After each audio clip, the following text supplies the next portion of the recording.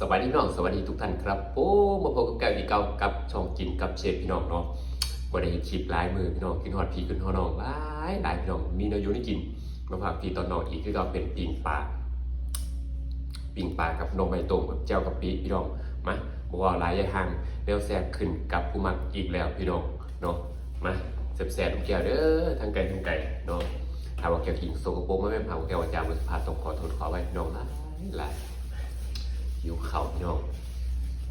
โอ้ยอ่ะขอลองกันใหม่ก่อนนอไม่ต้มเดี๋ยวคือว่าน่าจะเป็นนอไม่ไรพี่น้องนอไม่ไรเคยกินบ่พี่น้องนอไม่ไรต้ม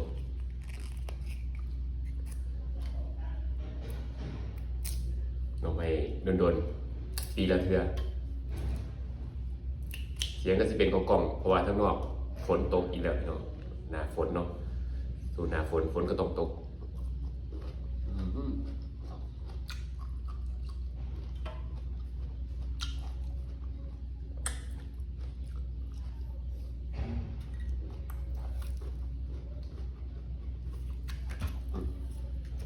ปิ้งปลาปิ้งไม่ไหม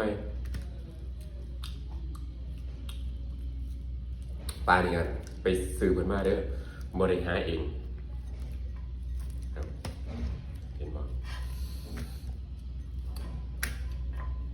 เอาไม่ไหว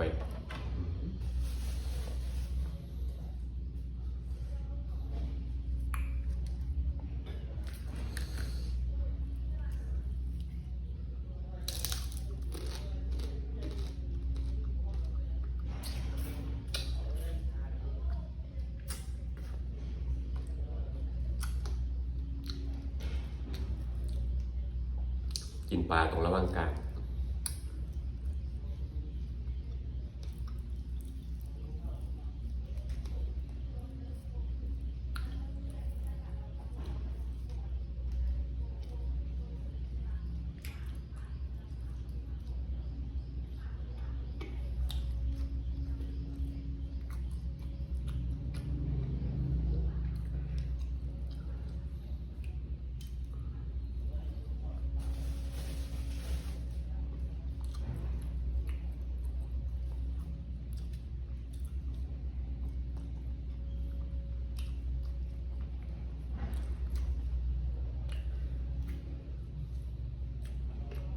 ช่วงนี้เป็นช่วงฤดูของหน่อไม้หลายครับหน่อไม้สดๆ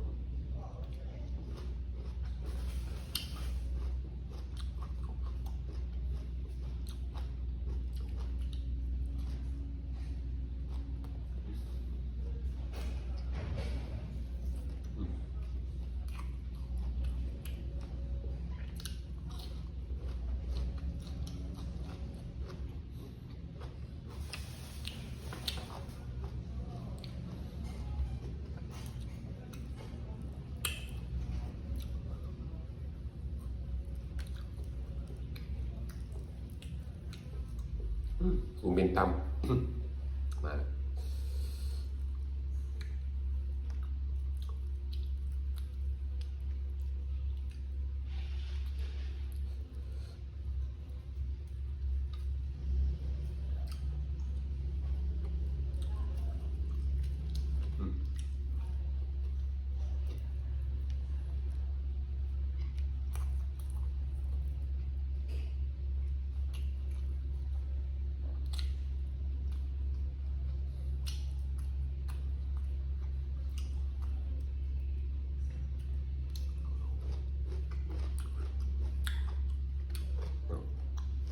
แจ่วปีข้าว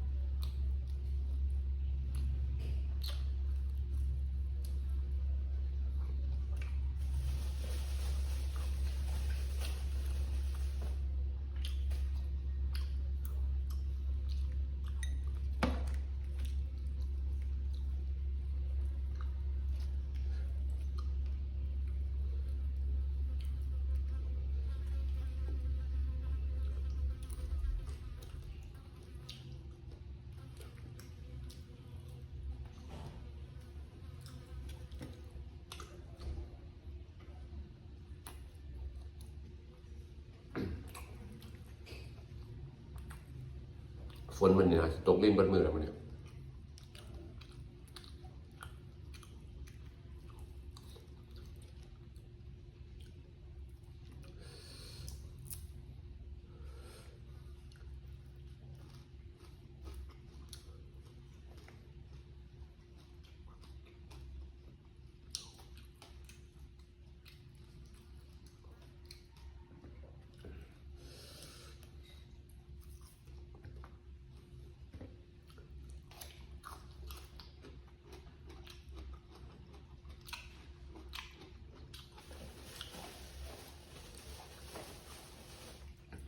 อยากกินนั่น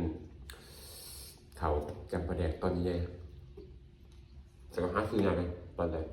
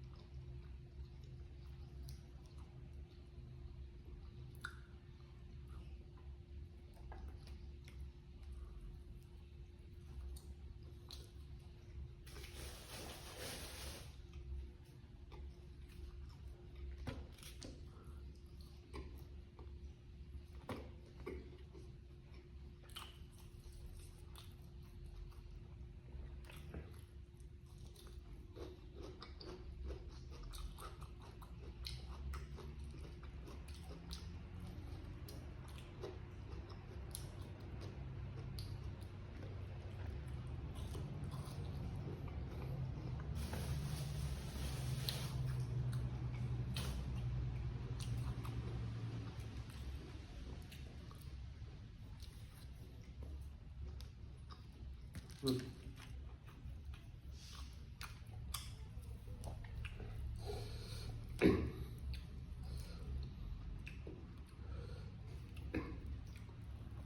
ิงปลานี่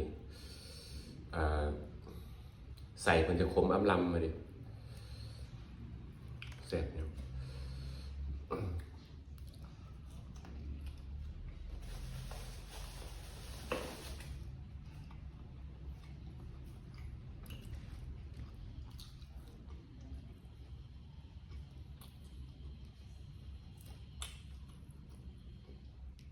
โดยเฉพาะหัวมันจะมันครับ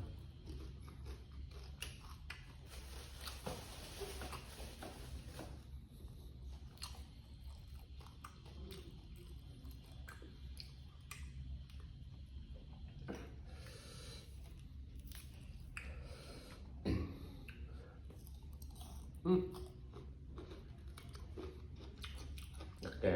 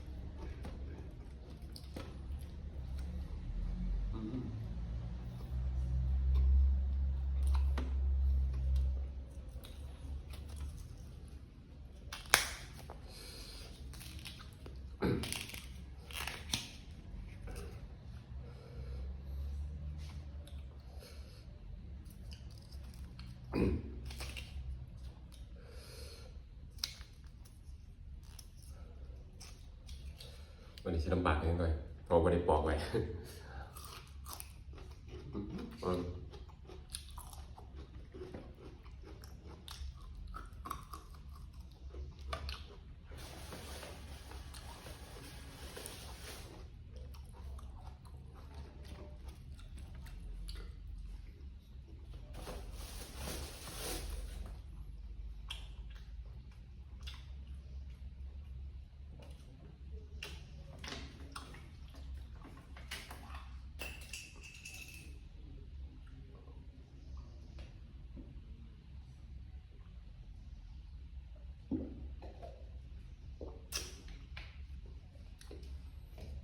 เอาสำหรับนี่ฝากพี่ฟังน้องไว้เนาะบอกเก็บกินโซโป๊กแม่นครับกับวาจาบนสุภาพต้องขอโทษขออภัยพี่น้องหลายพี่น้องสำหรับนี่ลาพี่และน้องก่อนสบายดีสวัสดีครับ